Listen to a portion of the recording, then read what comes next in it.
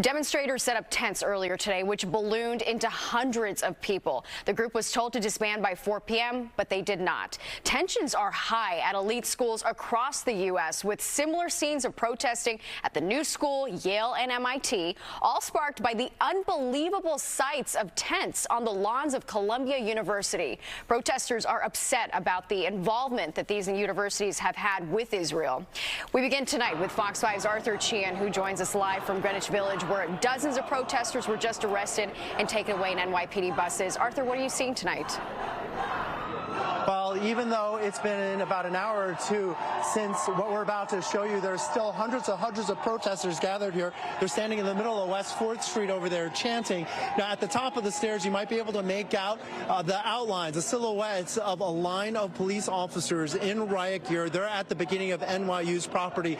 Now, NYU allowed the protesters to have their way out here for most of this afternoon and most of this evening, but somewhere around 8 o'clock, police sources tell us they were requested by NYU to clear that plaza, and that's when the chaos unfolded. Police clashed with protesters in the plaza in front of NYU's business school on West 4th Street and Green Street, 1 block east of Washington Square Park. Protesters threw objects at police as they entered the plaza. Please leave the plaza now, or you will be arrested for trespass. The announcement said NYU had issued a warning for protesters to leave the area. Then things got ugly. Police officers in riot gear moved in, where an encampment had amassed during the course of the day and night here, much like the one at Columbia University, some 7 miles north.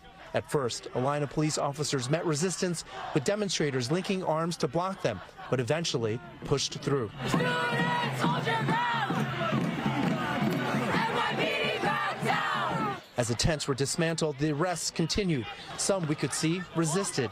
Protesters then poured on into the middle of West 4th Street and started marching towards Broadway. Can you speak to what NYU should do? Divest. Shut down Tel Aviv campus. Disclose. That simple. From the afternoon until the sun went down, the rally was largely a peaceful mix of NYU students and non-NYU demonstrators. From time to time, we saw individual clashes, but they were mostly contained. Oren came from Passover Seder to support the pro-Palestinian supporters. Here I am standing with the Palestinian people against the genocide that they're facing right now, being done in my name as a Jewish person that I do not support. Now, Oren there, we want to point out, is like the thousands of protesters we saw out here today just to make a point peacefully, but we ourselves have seen at least half a dozen cases to a dozen cases of individuals who are willing to cross a line into actually bringing it up a notch, in some cases throwing things at police officers. As for the number of arrests, we asked police for a number just now. They say this is still in progress, and we probably won't know for some time, but again, we ourselves saw dozens of people being arrested here tonight. We're live in Greenwich Village. Arthur Chian, Fox 5 News. Natasha, back to you. Yeah, just a wild scene there. All right, Arthur, thank you. And at Columbia University, this is day 6 of students protesting the Israel-Hamas war as the pro-Palestinian encampments continue to grow on school grounds. Several students were arrested this morning. Classes are being held remotely now. It's not clear how long the tents will be allowed to stay on campus lawns. New England Patriots owner and Columbia graduate Robert Kraft says that he will no longer support the university because of the on-campus encampment. He wrote in part, quote, "I am no longer confident that Columbia can protect its students and staff, and I am not comfortable supporting the university until corrective action is taken."